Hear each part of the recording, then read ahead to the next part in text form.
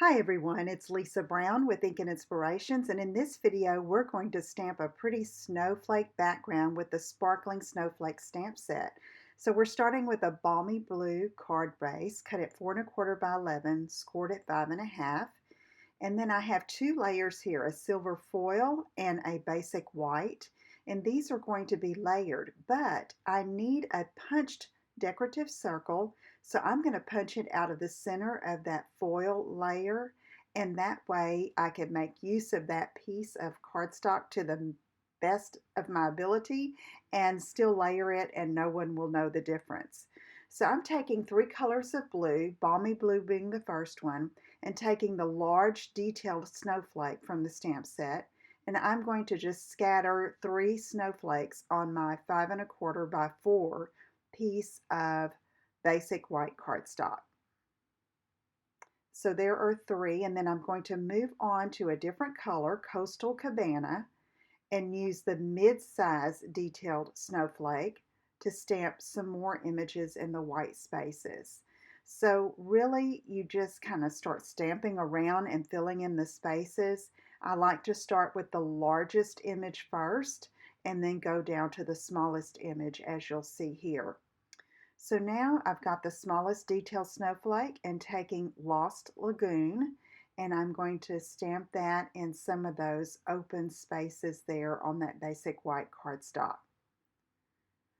So just filling in, even if it's just a partial piece of the snowflake, and don't be too concerned if you overlap. That's absolutely fine. And there I'm just putting a little bit of peeking up over the edge of that cardstock. So now I'm going to layer those two, and you can see where I punched that decorative circle. Using some liquid glue, I'm just going to go around the edges, and we're going to set this aside to give it a chance to dry. It takes a little longer to set on the foil layer there. Now I'm going to take a strip of scrap basic white and punch a 2-inch circle. And then we're going to stamp a snowflake on here that's like our main snowflake or the main image. I'm using balmy blue, and I'm using the large detail snowflake and the large solid snowflake. So you can see there's a solid and a detailed image for each of the snowflakes.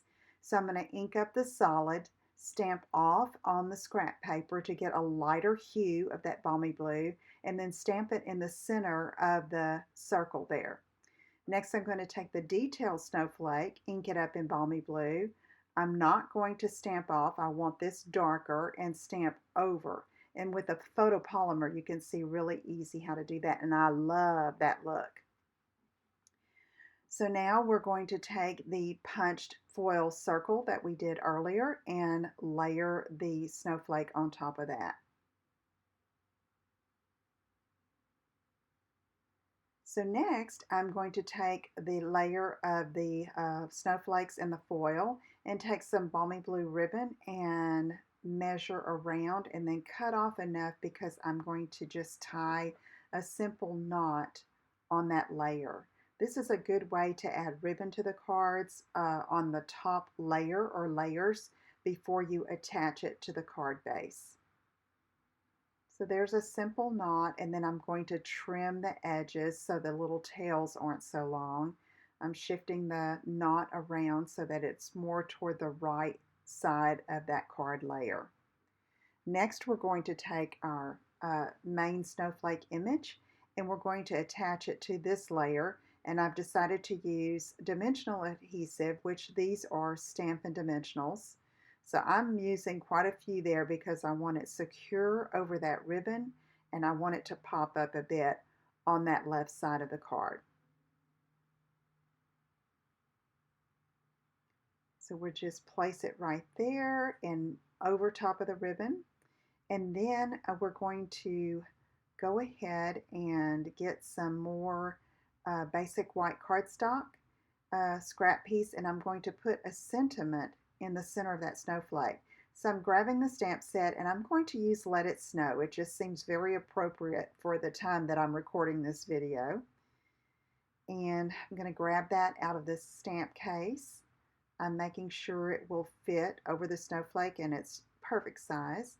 mounting it on my clear block, and I've decided to use Lost Lagoon, the darkest of the three inks, to stamp that. And then I'm just going to take my paper snips that I used for paper and fussy cut around it just very simply. So I'm cutting off that excess. It makes it easier to go around the stamp sentiment and just making it kind of curvy around that cursive writing. So I can put it there flat with liquid glue, but I decided to pop this one up too with some of the mini Stampin' Dimensionals just to make it fun. So we're getting close to finishing our card, and I love how we can use our stamped images to make a beautiful background as we did here with the snowflakes.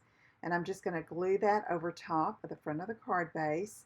And I like to put glue over the ribbon too, just to get it to set well there and hold on. And then of course we want to add a little bit of bling, so our trusty basic rhinestones will fit the bill. And I'm going to use 5 in varied sizes on the front of this card. So I hope you will give this idea a try. Stamp those backgrounds. You can make your own designer paper, so to speak, and give it a try. And be sure you subscribe to my YouTube channel and click the bell so you get notice of all my videos. And visit my website at inkandinspirations.com. I'll see you again soon. Take care. Bye-bye.